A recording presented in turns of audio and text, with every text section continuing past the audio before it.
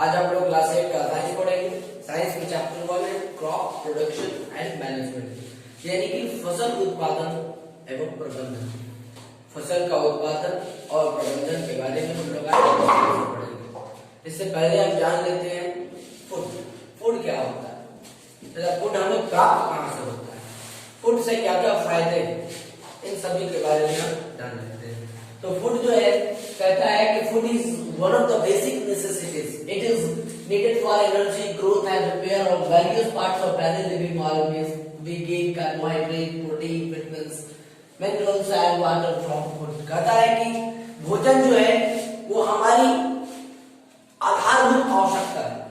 हम भोजन के बिना, फूड के बिना जीवित नहीं रह सकते, इसलिए हमें भोजन की जरूरत होती है। भोजन जो है भोजन से हमें एनर्जी मिलता है, हमारे बॉडी का ग्रोथ होता है, साथ ही साथ हमारे सेल का रिपेयर और बॉडी पार्ट्स का भी रिपेयर होता है।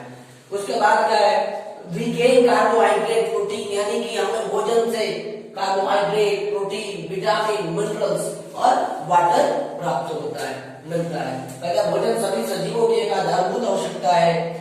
सभी जीवों की वृद्धि तथा विकास के लिए भोजन की आवश्यकता होती है। बिना भोजन के हम वृद्धि और विकास नहीं कर सकते हैं ना।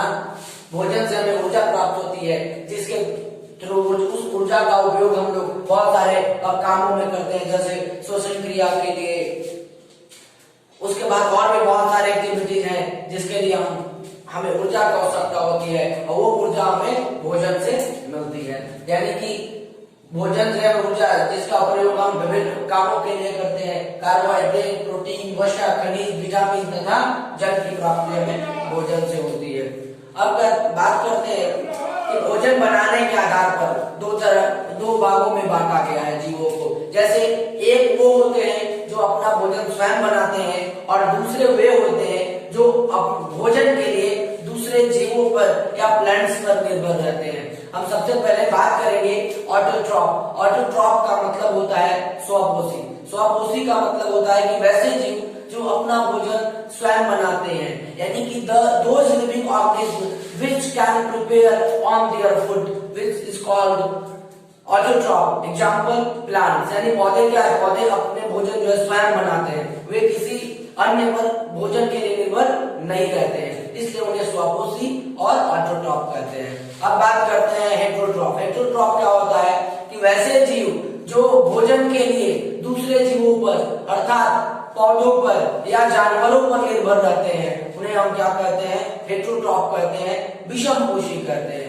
जैसे मनुष्य क्या है, मनुष्य अपना भोजन स्वयं नहीं बनाता है, वो पौधों पर निर्भर रहता है, अन्यथा जानवरों पर निर्भर रहता है। ठीक है, तो इस तरह से जो अपना भोजन स्वयं बनाते हैं, those living organisms which can prepare on their food called autotroph, and those living organisms which can depend on plants and animals for food is called heterotroph। हाँ, तो हमने ऑटोट्रॉप में क्या बताया था कि प्लांट्स जो है वो ऑटोट्रॉप के एग्जाम्पल है, क्योंकि प्लांट्स जो है वो अपना फूड जो है खुद प्रिपेयर करते हैं। सो प्लांट इज ऑटोट्रॉप। अब बात करते हैं प्लांट को ऑटोट्रॉप क्यों कहते हैं। कहता है green plants make their food by the process of photosynthesis. हरे पौधे जो है वो अपना भोजन प्रकाश संश्लेषण क्रिया द्वारा बनाते हैं, इसीलिए वो ऑटोट्रॉप कहलाते हैं। अब बात करते हैं हेटेरोट्रॉप। हेटेरोट्रॉप का मतलब होता है परपोषी, यानी कि those living organisms which cannot prepare their food and depend on other animals and plants, यानी कि वैसे जीव जो अपना भोजन स्वयं नहीं बनाते हैं और भोजन के लिए या पोषण के लिए वो अन्य जीवों पर या पौधों पर निर्भर रहते हैं, तो उन्हें हम क्या कहते हैं, परपोषी कहते हैं, हेटेरोट्रॉप कहते हैं। एग्जाम्पल में ह्यूमन यानी कि मनुष्य अपना भोजन स्वयं नहीं बनाता है, वो अपने पोषण के लिए, भोजन के लिए वो पौधों पर तथा जानवरों पर निर्भर रहता है। अब पौधों पे कैसे निर्भर रहता है, पौधों से क्या मिलता है, पौधों से हमें अनाज मिलता है, फल मिलता है, सब्जियां मिलती है, ये सारी चीजें मिलती है। बट लेकिन हम जानवर से कैसे, हम लोग जानवरों पर कैसे डिपेंड रहते हैं, तो जानवर से हमें मिल्क, दूध मिलता है, अंडा मिलता है, मीट मिलता है, शहद मिलता है, ये सारी चीजें हमें मिलती है। तो इस तरह से हम कह सकते हैं कि ह्यूमन जो है हेटेरोट्रॉप है, वो पौधों पर और जानवरों पर निर्भर रहता है। अब बात करते हैं हम एग्रीकल्चर। एग्रीकल्चर का मतलब होता है कृषि। कृषि हम क्या कहते हैं, तो जब तक कृषि नहीं, जब तक खेती नहीं होगी तब तक क्या होगा, फसलों का उत्पादन नहीं हो पाएगा। अगर फसलों का उत्पादन नहीं होगा तो उसका हम प्रबंधन कैसे करेंगे। तो सबसे पहले हमको एग्रीकल्चर एक टर्म आता है, कृषि, इसे हमें समझना होगा। क्या कहता है, the mass production of plants, यानी कि मास प्रोडक्शन, बहुत अधिक मास यानी बहुत ज्यादा, प्रोडक्शन माने उत्पादन, फॉर प्लांट्स, प्लांट्स का उत्पादन, पौधों का उत्पादन, जैसे चावल का हो गया, गेहूं का हो गया, मक्का का हो गया, ये सारे क्या है, एक तरह की कृषि या खेती की पौधे हैं जो उगाए जाते हैं, उपजाए जाते हैं, जिनका उत्पादन किया जाता है। यूजफुल फॉर ह्यूमन बींग्स, वो किनके लिए उपयोगी है, ह्यूमंस के लिए उपयोगी है, क्योंकि ह्यूमंस ही प्लांट्स पर डिपेंड होते हैं। प्लांट्स अपना भोजन स्वयं नहीं करते हैं, ह्यूमन जो है प्लांट्स द्वारा प्राप्त बनाए हुए भोजन जो तैयार होता है उस भोजन को उपभोग करते हैं। तो खेतों में जो उगाई जाने वाली पद्धति है, जो फसलों को उगाई जाती है, उस पद्धति को हम क्या कहते हैं, कृषि कहते हैं। ठीक है, जो खेतों में जो फसलें उगाई जाती है, उस उगाई जाने वाली पद्धति को कृषि कहा जाता है, एग्रीकल्चर कहा जाता है। चलिए हम बात करते हैं क्रॉप का। क्रॉप का मतलब होता है फसल। खेतों में जो हम फसल लगाते हैं, पौधे लगाते हैं, उन्हें फसल करते हैं। लेकिन जैसे अब बात करते हैं, कहता है कि when plants of same kind are grown and cultivated at one place at a large scale, कहता है कि भोजन प्राप्ति के लिए जब एक ही प्रकार के पौधे को किसी स्थान पर बड़े पैमाने पर, यानी कि मान लीजिए कि कोई एक खेत है, ये मान लीजिए ये खेत है, ठीक है, बड़ा सा, इसमें हम केवल धान का पौधा लगा दिया, ठीक है, तो धान, केवल धान ही, मान लीजिए ये और बड़ा है, हमने इसमें गेहूं का पौधा लगा दिया, गेहूं का पौधा, वीट लगा, वीट, तो ये क्या हो गया, हमने किसी बड़े स्थान पर बड़े पैमाने पर जब एक बार एक ही प्रकार के पौधे को लगाया जाता है तब उसे हम क्या कहते हैं, फसल कहते हैं, क्रॉप कहते हैं। Wet plants of same kind, यानी एक ही तरह के पौधे आर ग्रोन, यानी कि ग्रोन किया जाता है, उत्पादन किया जाता है, and cultivated at one place at a large scale, एक ही प्लेस पर बड़े पैमाने पर उत्पादित किया जाता है, तब इसे हम क्या कहते हैं, क्रॉप कहते हैं, फसल कहते हैं। अब कहता है कि फसल से हमें कार्बोहाइड्रेट मिलते हैं, फसल से हमें, क्रॉप से हमें प्रोटीन्स मिलते हैं, और साथ ही फसल यानी कि क्रॉप से हमें फैट मिलते हैं। तो इनके आधार पर क्रॉप्स को तीन भागों में बांटा गया। पहला कार्बोहाइड्रेट गिविंग क्रॉप्स, यानी कि कार्बोहाइड्रेट प्रदान करने वाले फसल। उसके बाद प्रोटीन्स गिविंग क्रॉप, प्रोटीन प्रदान करने वाले फसल। उसके बाद है फैट्स गिविंग क्रॉप्स, यानी वसा प्रदान करने वाले फसल। अब हम बात करते हैं कि कार्बोहाइड्रेट कौन कौन से फसलों से मिलता है, तो बीज, गेहूं, उसके बाद माई, मक्का, मिलेट, बाजरा, राइस, चावल, ये सब ऐसे फसल है जिनसे हमें क्रॉप्स हैं, जिनसे हमें कार्बोहाइड्रेट्स मिलते हैं। उसके बाद है प्रोटीन गिविंग क्रॉप्स। अब प्रोटीन किन किन फसलों से मिलता है, ग्राम, चना से, लेंटिल, मसूर से, बीन यानी कि मूंग से, पी यानी मटर का कह सकते हैं, अरहर कह सकते हैं, ठीक है। तो इन सारे फसलों से हमें प्रोटीन मिलता है। फैट्स यानी वसा किस किस से मिलता है, वो है मस्टर्ड यानी सरसों, लाइम सीड, तीसी, और उसके बाद सनफ्लावर, सूरजमुखी, जो कि इनसे हमें वसा मिलता है, फैट्स मिलता है। और साथ ही साथ इन्हें जो है, इन जो भी ये दिख रहे हैं, मस्टर्ड, लाइम सीड और सनफ्लावर, इन्हें हम ऑयल सीड भी कहते हैं, तिलहन भी कहते हैं। और यहाँ जो आपको दिख रहा है ग्राम, लेंटिल, बीन, पी, ये सारे जो है दलहन भी कहलाते हैं। भारत एक कृषि प्रधान देश है, यानी कि भारत में जो है अबाउट 70% जो पीपुल पॉपुलेशन जो है वो क्या है, एग्रीकल्चर पे डिपेंड है। हमारी जो इकोनॉमिकल जो ग्रोथ होता है वो भी जो है, इकोनॉमिक जो है वो भी जो है, अर्थव्यवस्था कृषि पर ही डिपेंड है। तो अब बात करते हैं कि भारत में मौसम 4 होते हैं, सर्दी, उसके बाद गर्मी, बरसात, बसंत ऋतु, मेनली 4 ही कहते हैं। तो अब बात मौसम के आधार पर फसलों को 2 भागों में बांटा गया है, एक है खरीफ फसल और दूसरा है रबी फसल। खरीफ फसल क्या होता है कि those crops are sown in monsoon, यानी कि वैसे फसल जिन्हें वर्षा ऋतु में रोपते हैं, लगाते हैं खेतों में, in the month of June to September, यानी कि जून में उसे लगाया जाता है, बोया जाता है, और सितंबर से अक्टूबर में उसे काट दिया जाता है। आर फॉर खरीफ क्रॉप, यानी कि वैसे फसलों को हम खरीफ फसल कहते हैं। जैसे पैडी यानी कि धान, माइज है मक्का, कॉटन कपास, ये सारे जो है खरीफ फसल है। इन्हें वर्षा के ऋतु में रोपा जाता है, क्योंकि इन फसलों के उपज के लिए बहुत ज्यादा पानी की जरूरत होती है। तो इन वर्षा ऋतु में प्रकृति के द्वारा वर्षा होती है, इससे पानी की जो है कमी पूरा हो जाता है और ये फसल उपजाने में किसानों को सहायता भी मिलती है। अब बात करते हैं रबी क्रॉप। रबी क्रॉप का मतलब होता है रबी फसल। कहता है कि those crops are sown in winter season, यानी कि वैसे फसल जिन्हें वर्षा ऋतु में नहीं सर्दी ऋतु में लगाया जाता है, ठंड के मौसम में लगाया जाता है। इन द मंथ ऑफ अक्टूबर, यानी अक्टूबर में इसे बोया जाता है खेतों में और मार्च इस तरीके से काट लिया जाता है। वैसे फसलों को हम क्या कहते हैं? रबी फसल कहते हैं, यानी कि वैसे फसल जिन्हें सर्दी ऋतु में बोया जाता है, जिन्हें अक्टूबर में बोया जाता है और मार्च में कटाई होती है, रबी फसल कहलाते हैं। जैसे वीट, गेहूं, ग्राम यानी चना, तिल यानी मटर, सरसों, आलू, ये सब फसल जो है रबी फसल है।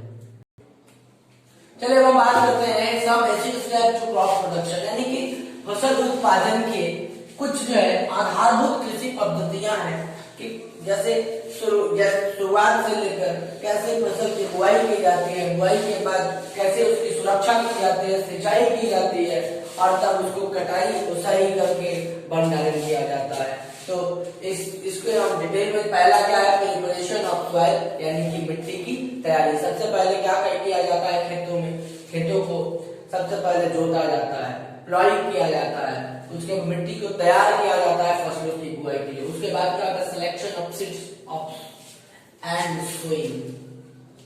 कहता है उसके बाद जो है बीजों का चयन होता है। अगर हम बीज खरीदने जाते हैं तो किस तरह के बीज है, अच्छे बीजों का चयन करते हैं और उसके बाद खेतों में हम लोग जुताई करते हैं, बुआई करते हैं। उसके बाद मैनोरिंग, कुछ समय के बाद क्या होता है? उसमें हम लोग खाद डालते हैं, उर्वरक डालते हैं ताकि पौधे जो है वृद्धि करें, ग्रोथ करें। उसके बाद जो है हम लोग फसलों की वृद्धि के लिए सिंचाई भी करते हैं। पानी से क्या है? पानी से पौधों को वृद्धि करते हैं। उसके बाद प्रोटेक्शन फ्रॉम पेस्ट, यानी कि उसमें फसलों में, खेतों में जो है कुछ अनावश्यक, यानी कि जो हमने धान का अगर पौधा लगाया तो और भी अवांछित पौधे जम जाते हैं, उसे खरपतवार या और भी कुछ अलग तरह के पौधे होते हैं तो उन्हें हटाना, और उसके लिए कीट पीड़क नियंत्रण, यानी कि कुछ केमिकल्स का छिड़काव किया जाता है जिससे वो जो है कीट जो है मर जाते हैं और फसल सुरक्षित रहते हैं। उसके बाद के जब तो फसलों को पक जाने के बाद हार्वेस्टिंग करते हैं, माने कटाई करते हैं। उसके बाद थ्रेशिंग करते हैं, यानी दवाई करते हैं, थ्रेशिंग यानी थ्रेशर मशीन में। उसके बाद विनोइंग यानी उसकी ओसाई करते हैं। जो भी पार्टिकल्स, बेकार जो अवांछित पार्टिकल्स, अनवांटेड पार्टिकल्स होते हैं उनसे अलग करते हैं, ये ओसाई किया जाता है। लास्ट में क्या करते हैं? उस अनाजों को सुखाया जाता है ताकि उनमें नमी ना रहे और उसके बाद उनका क्या किया जाता है? भंडारण किया जाता है। चलिए अब हम एक एक करके सबके बारे में विस्तार से जानेंगे। चलिए बात करते हैं, हमने 7 पॉइंट देखा कि किस तरह से फसलों की बुआई से पहले क्या क्या प्रोसेस करते हैं फसलों के उत्पादन और प्रबंधन। तो सबसे पहला जो प्रोसेस है वो है प्रिपरेशन ऑफ सॉइल, यानी कि मिट्टी की तैयारी। जैसे जो खेत रहते हैं वो सूखा हुआ रहता है बिना जुताई का, तो सबसे पहले उसे क्या किया जाता है? उस खेत को बुआई से पहले उसे तैयार किया जाता है बुआई के लिए। तो कैसे किया? चलिए क्या है कि this is the first step before growing a crop. यह जो पहला स्टेप है किसी भी पौधे फसल को उपजाने से पहले मिट्टी को तैयार करना। A plants gets water, minerals and oxygen from the soil। कहने का मतलब है कि जो प्लांट्स है, प्लांट्स जो है वो मिट्टी से ऑक्सीजन, मिनरल्स, वाटर, ये सारी चीजें प्राप्त करती है। साथ ही साथ मिट्टी जो है किसी भी पौधों के जड़ों के लिए आधार का काम करता है, बेस का काम करता है। वो पौधों को सपोर्ट देता है जिससे पौधे जो है उनमें खड़े रहते हैं, वृद्धि करते हैं और अपना विकास करते हैं। So the soil has to be loosened so that the roots can easily penetrate to the soil and drop these nutrients। क्या करता है कि मिट्टी को क्या किया जाता है, ढीला बनाया जाता है, ताकि जो पोषक तत्व हो उनके बीच में जो वायु ऑक्सीजन जो हो वो पौधे आसानी से उन पोषक न्यूट्रिएंट्स पोषक तत्वों को क्या करे, एब्जॉर्ब कर सके और वृद्धि करे, विकसित करे। साथ ही साथ हम आपको बता दें कि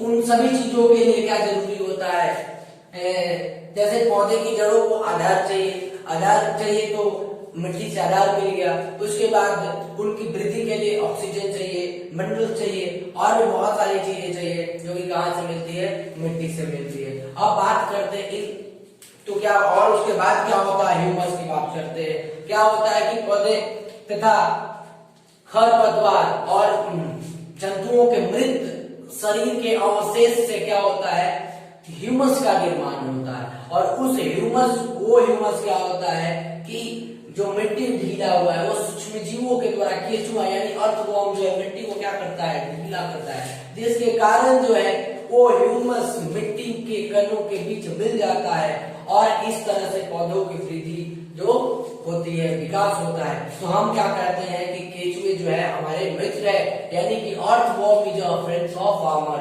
केंचुए किसान का मित्र है। अब कुछ बात कर लेते हैं जुताई क्या कहलाता है, the process of loosening and turning of the soil is called, यानी कि मिट्टी का ढीला होना, उलटना पलटना, भुरभुरी होना क्या कहलाता है, जुताई कहलाता है। फसल को उगाने के पहले मिट्टी को उलटना पलटना तथा भुरभुरा होना, ठीक है, छोटे छोटे बड़े बड़े जो ढेले होते हैं, बड़े बड़े मिट्टी के जो टुकड़े होते हैं उनको क्या किया जाता है, छोटे छोटे में बदला जाता है। ये सारी प्रोसेस क्या कहलाता है, जुताई कहलाती है। जुताई के लिए कुछ यंत्रों की आवश्यकता होती है, कुछ ऐसे टूल्स यूज में आते हैं, जैसे प्लो मतलब हल क्या होता है, हल एक लकड़ी का होता है जिसे खेतों को जोतने के काम में आता है।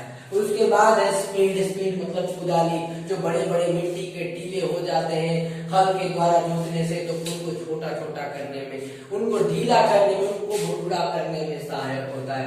उसके बाद है कल्टीवेटर वह यंत्र है जिससे खेतों की जुताई की जाती है। यह जो है हल की तुलना में कम समय में खेतों की जुताई करता है। इसमें कम मेहनत भी पड़ता है और समय की भी बचत होती है। तो इस तरह से बीजों की बुआई के पहले हम लोग मिट्टी को तैयार करते हैं। चलिए हम अगले पॉइंट को देखेंगे। दूसरा पॉइंट है selection of seed and sowing.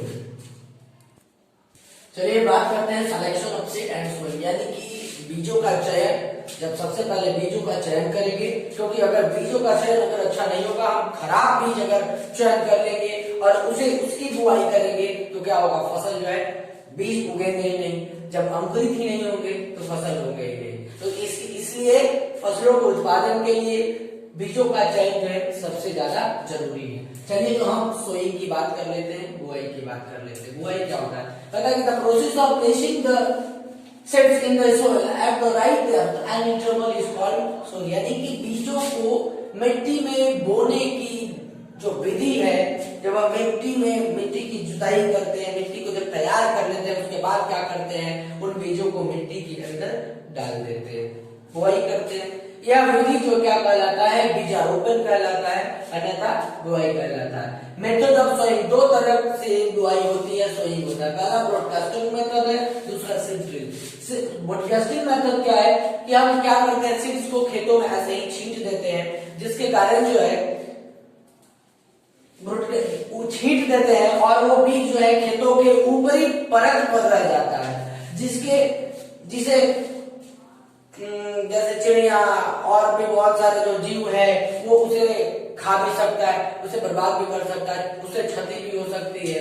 लेकिन सीड ड्रिल मेथड क्या है, यह एक यंत्र द्वारा, एक मशीन द्वारा बीजों की बुआई की जाती है, जो मिट्टी के नीचे गहराई में जाकर छोड़ती है और मिट्टी का सही से क्या बीजारोपण होता है। तो हमें सबसे ज्यादा अच्छा जो है ड्रिल है, क्योंकि इसमें मेहनत भी कम पड़ती है और बीज को सुरक्षित मिट्टी के अंदर बुआई भी हो जाती है। लेकिन ब्रॉडकास्टिंग मेथड में क्या होता है कि जैसे ही हम छींट देते हैं, जैसे आपने देखा होगा कि गेहूं की बुआई होती है, सरसों की बुआई होती है, ये सब जो है किसी तरह छीट दिया जाता है, तो क्या सीड जो है मिट्टी के ऊपरी परत पर आ जाता है, जिससे चिड़िया या कोई और छोटे छोटे जो ऑर्गेनिज्म है उससे क्या करते हैं, नष्ट भी कर सकते हैं। इसमें मेहनत भी ज्यादा लगता है क्योंकि आदमी की आवश्यकता होती है। अगर बड़ा खेत है तो 3-4 आदमी जो है खेतों की बुआई करने में लगते हैं। तो हमें सबसे ज्यादा जो सीड ड्रिल मेथड जो है बेहतर है हमारे लिए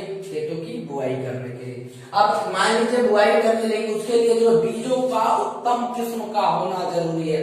किसान क्या करते हैं कि बीज लाते हैं, उसे पानी में डाल देते हैं। पानी में डालने के बाद जो है देखते हैं कि पानी के ऊपरी परत, ऊपर जो छला जाता है उसको कहते हैं ऊपर आ जाना, ऊपरी परत पे आ जाना, जो बीज आ जाते हैं वो बीज क्या होते हैं, खराब होते हैं, उनको छान कर निकाल दिया जाता है और बाकी जो कंटेनर जिस बर्तन में हम रखे हैं, जो नीचे बैठे रहते हैं बीज, वो बीज जो है स्वस्थ रहते हैं, इसलिए उनकी बुआई की जाती है ताकि फसल का उत्पादन अच्छी हो।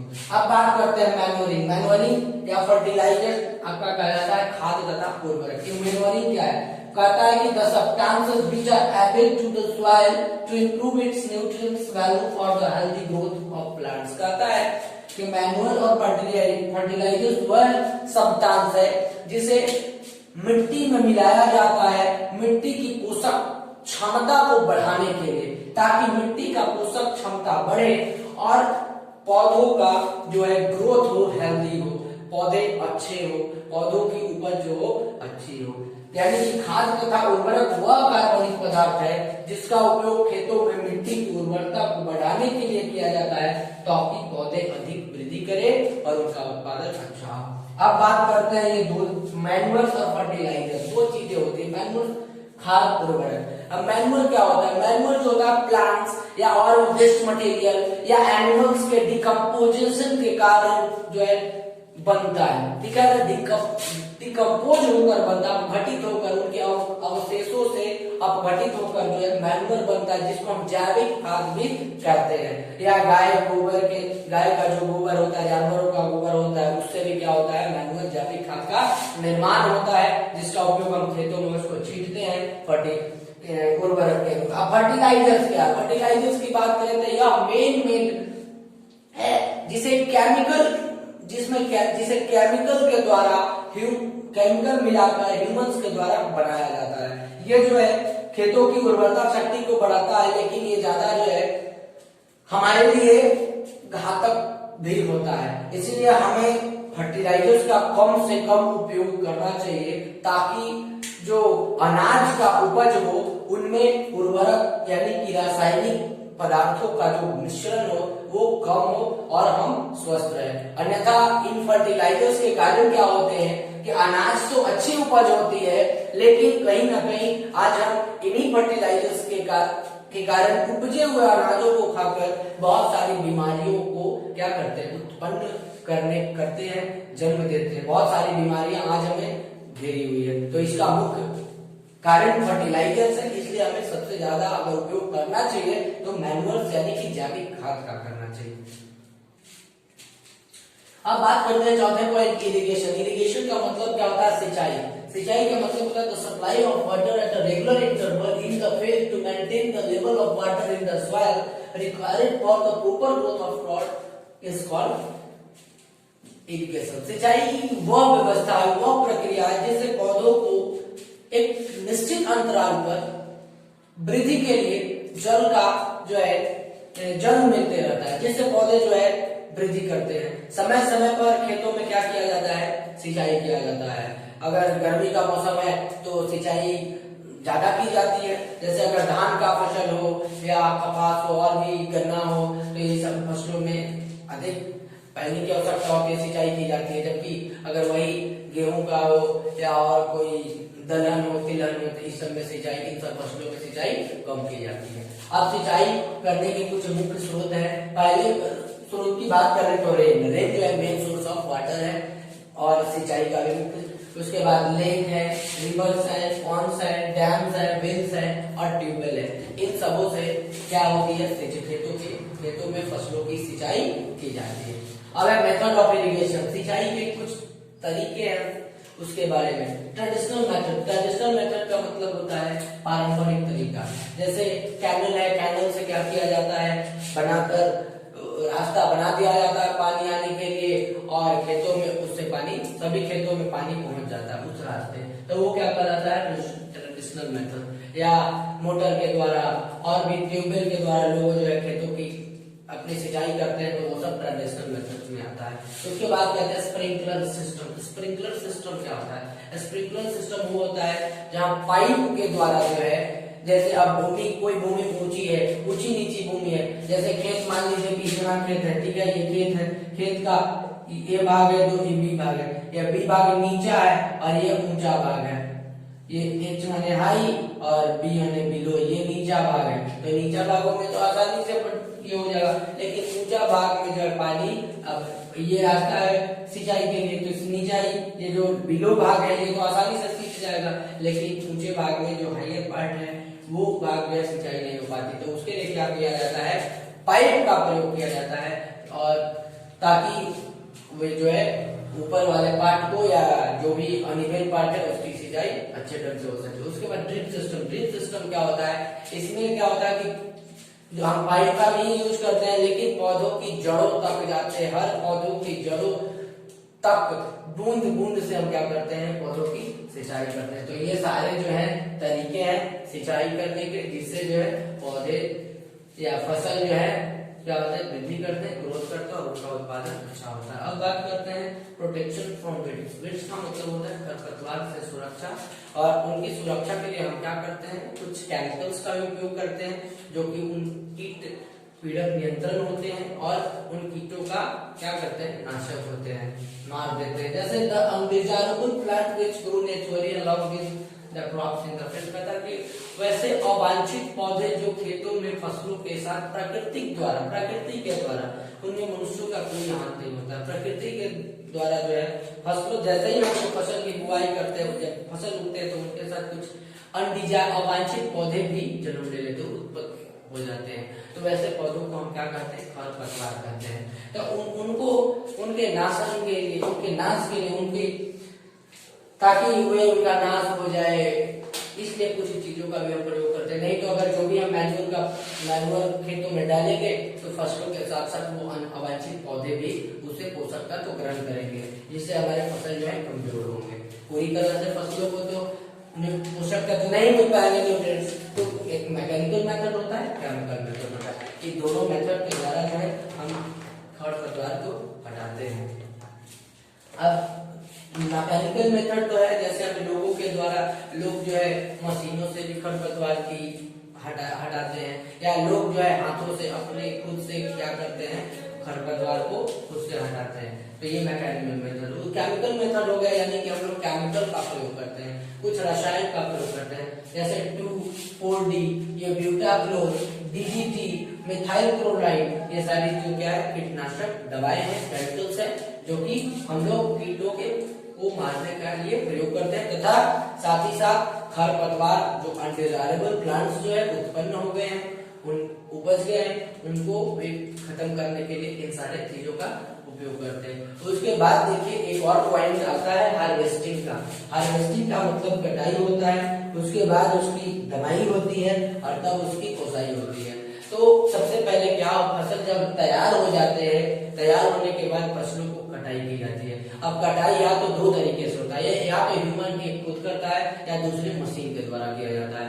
अगर मनुष्य खुद करता है तो एक हाशिया का उपयोग करता है, खुद से हाशिया जिसका उपयोग करता है, अन्यथा मशीन जो है हार्वेस्टर, एक हार्वेस्टर मशीन है जो फसलों को काटता भी है और काटने के साथ साथ उसकी दवाई भी करती है और साथ ही साथ विनोइंग यानी कुसाई भी कर देती है, यानी कि उसमें से जब अनाज निकलता है तब वो बिल्कुल पूर्ण रूप से स्वच्छ रहता है, उसमें कोई भी अनडिजायरेबल मटेरियल जो है वो नहीं रहते हैं। उसके बाद हम बात करते हैं स्टोरेज का। स्टोरेज का मतलब होता है भंडारण। जैसे अब जब फसल कट कर उनका विनोइंग हो, ओसाई हो, कटाई हो गया, दवाई हो गया, ओसाई हो गया, तब हम लोग क्या करते हैं, स्टोरेज करते हैं, भंडारण। तो भंडारण जब फसलें कट कर आती है तो उनमें नमी की जो मात्रा होती है वो 16 से 18% होती है, उनकी ह्यूमिडिटी। तो हम क्या करते हैं, उस ह्यूमिडिटी को कम करके ही भंडारण किया जाता है। अगर उस अनाज का भंडारण अगर करना है तो मिनिमम क्या होना चाहिए, 40% से कम होना चाहिए। अगर ऊंची आर्द्रता की मात्रा जो है, उनमें नमी की जो मात्रा है 14% से कम होगा, तभी हम उसकी क्या करेंगे, भंडारण कर सकते हैं। आज भारत सरकार ने हमारे लिए अनाजों के भंडारण के लिए एक भारतीय खाद्य निगम का भी स्थापना किया है, फूड कॉर्पोरेशन ऑफ इंडिया के नाम से जानते हैं, जिसका शॉर्ट फॉर्म है FCI। ठीक है, वहां का जो टेम्परेचर होता है, तापमान होता है, वो 0 से 4 डिग्री सेंटीग्रेड होता है, जहां फलों और सब्जियों को क्या होता है, सुरक्षित रखा जाता है, जिसमें सूक्ष्म जीव जो है वृद्धि नहीं करते हैं। तो इस तरह से जो है आज का ये चैप्टर खत्म होता है।